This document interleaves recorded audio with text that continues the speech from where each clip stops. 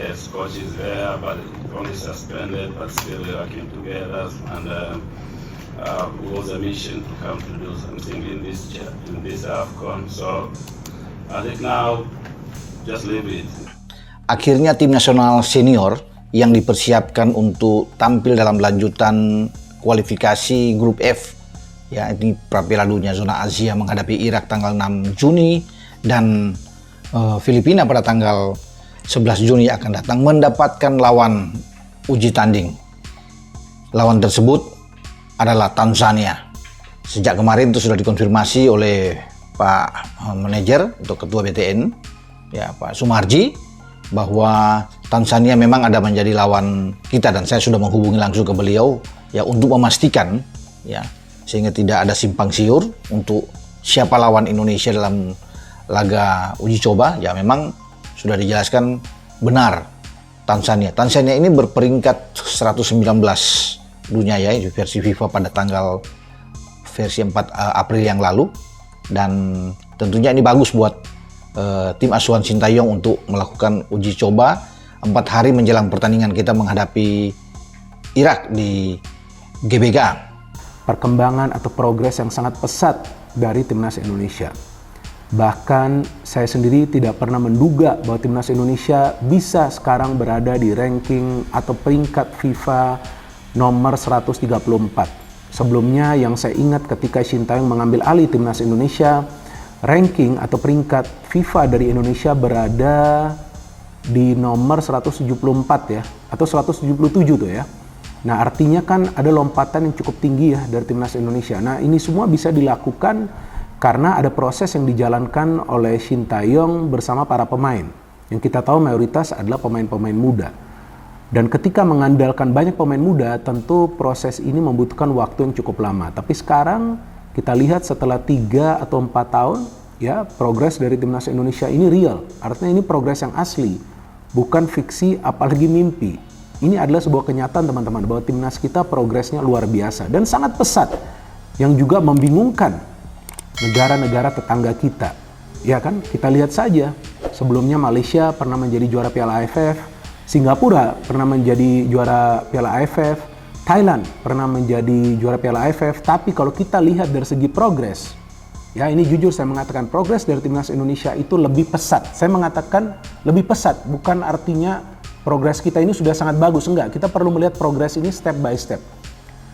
Jadi apa yang dilakukan oleh Sintayong adalah untuk membangun fondasi, kemudian ada progres secara berkesinambungan. Jadi continue progres ini. Jangan sampai progresnya hanya jangka pendek. Nah percuma saja kan. Maka tuh saya bingung juga jika banyak yang masih menginginkan agar Indonesia menjadi juara dari Piala AFF.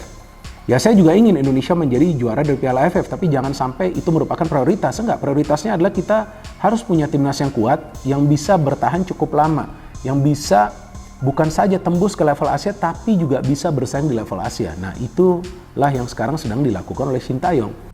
Catatannya sebetulnya hanya tinggal menang lawan Filipina. Kita kalau mau pahit-pahitan deh ukurannya, ngitungnya gitu loh. Harus menang lawan Filipina.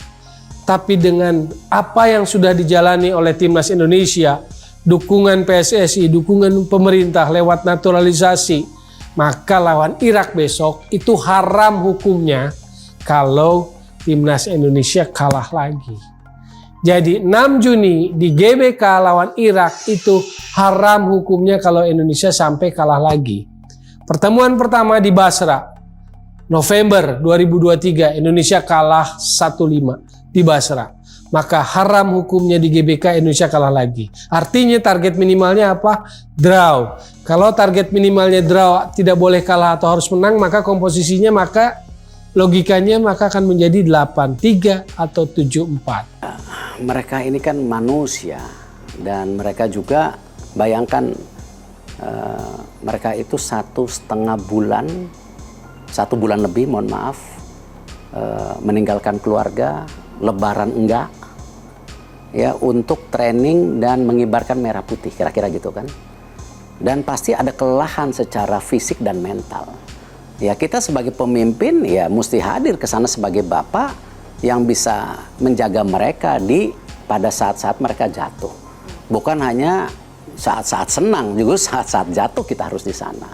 Dan inilah yang saya yakinkan mereka ketika game pertama dengan Qatar kalah. Waktu itu saya bilang oke, game ini ada, tapi ada 2 game lagi yang bisa menentukan. Dan terbukti mereka juga bisa berhasil. Lalu itu maaf saya potong Pak, itu bounce back-nya gimana Pak? Ini kan ya mereka sendiri yang mau kan, karena emang kita kan sebagai PSSI menyiapkan program di mana apa?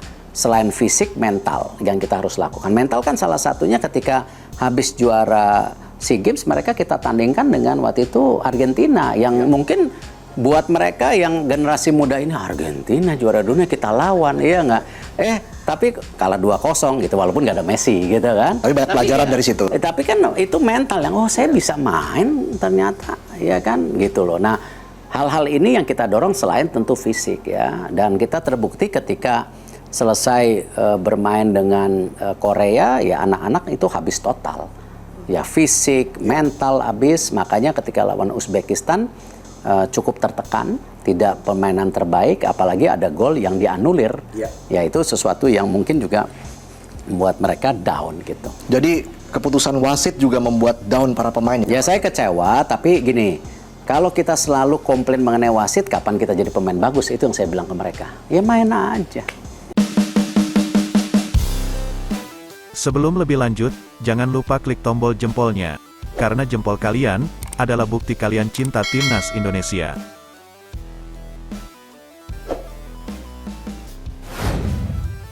Media Vietnam takjub, lihat Timnas Indonesia hadapi Tanzania jelang kualifikasi Piala Dunia 2026 zona Asia. Media Vietnam, Detau 247. Takjub Timnas Indonesia akan menghadapi Tanzania jelang turun di kualifikasi Piala Dunia 2026 zona Asia. Mereka takjub karena Timnas Indonesia mendapatkan lawan yang berkualitas sebelum turun di 2 laga pamungkas grup F kualifikasi Piala Dunia 2026 zona Asia.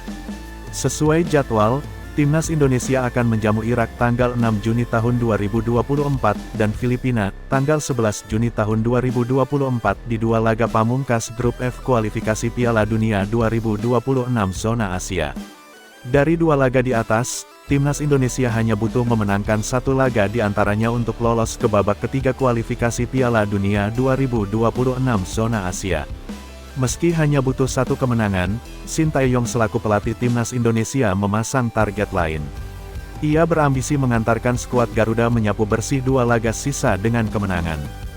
Demi mendapatkan hasil maksimal, Shin Tae-yong tak hanya memanggil para pemain terbaiknya, juga difasilitasi PSSI agar pelatih 53 tahun itu memiliki strategi terbaik kontra Irak dan Filipina.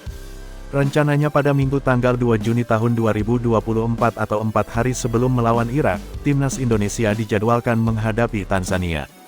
Wakil Afrika ini bukanlah tim sembarangan.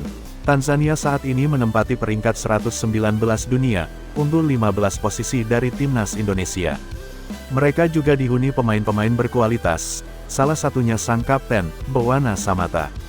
Bwana Samatta yang kini membela klub Liga Yunani PAOK, pernah memperkuat Aston Villa di Premier League. Ia juga tercatat sebagai top skor Liga Champions Afrika 2015 saat membela TP Mazembe. Meski hanya sedikit orang yang tahu, Tanzania memiliki peringkat FIFA yang bagus, yakni peringkat 119 dunia, sedangkan Indonesia hanya posisi 134. Ini merupakan laga persahabatan yang berkualitas dan dapat membantu Shin Tae-yong melanjutkan tren positif bersama Timnas Indonesia, tulis Detau 247. Selanjutnya, Ketua Umum PSSI, Erick Thohir, memastikan bahwa kebijakan naturalisasi pemain keturunan untuk Timnas Indonesia akan menjadi program jangka panjang. Namun, pembangunan sepak bola lokal juga akan tetap diperhatikan. Hal itu disampaikan Erick Thohir saat menjawab pertanyaan yang disampaikan oleh pembawa acara Rossi di Kompas TV, Rosiana Silalahi. Rossi bertanya soal kemungkinan program naturalisasi Timnas Indonesia ini akan jadi kebijakan jangka panjang. Erick mengatakan, PSSI tidak bisa menghalangi para pemain-pemain diaspora yang memiliki darah keturunan Indonesia apabila mereka punya cita-cita untuk bisa memperkuat tanah kelahiran leluhurnya. Program naturalisasi jangan dilakukan seiring. Namun, sepak bola di level grassroots-nya juga harus dibangun.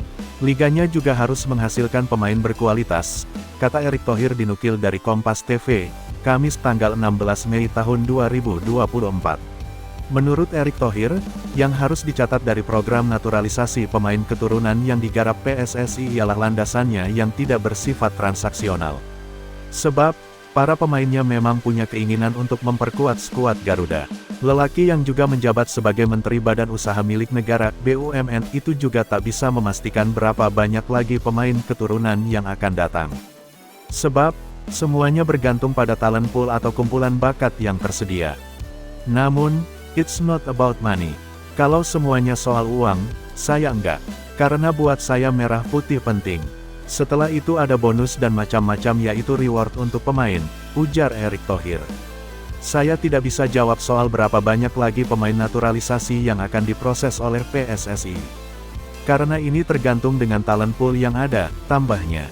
Meskipun demikian, mantan pemilik klub Serie A, Inter Milan, itu juga memastikan bahwa federasi tidak akan melupakan pembangunan sepak bola lokal meski program naturalisasi akan terus berlanjut. Sebab, menurut Erick, upaya membangun sepak bola juga harus tetap memperhatikan level akar rumput.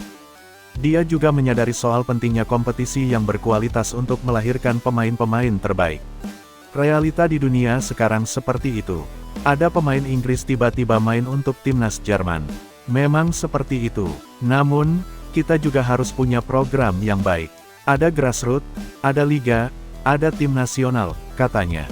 Menurut Erick, upaya menggenjot program naturalisasi memang menjadi tugas PSSI untuk meningkatkan kualitas tim nasional.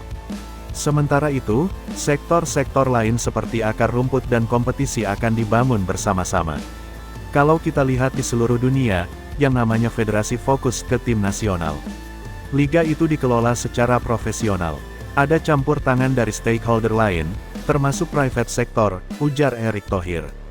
Grassroots itu masyarakat. Tinggal bagaimana kita sebagai federasi menyinkronkan semua keinginan stakeholder jadi satu kalender besar. Tidak mungkin PSSI sendirian membangun sepak bola.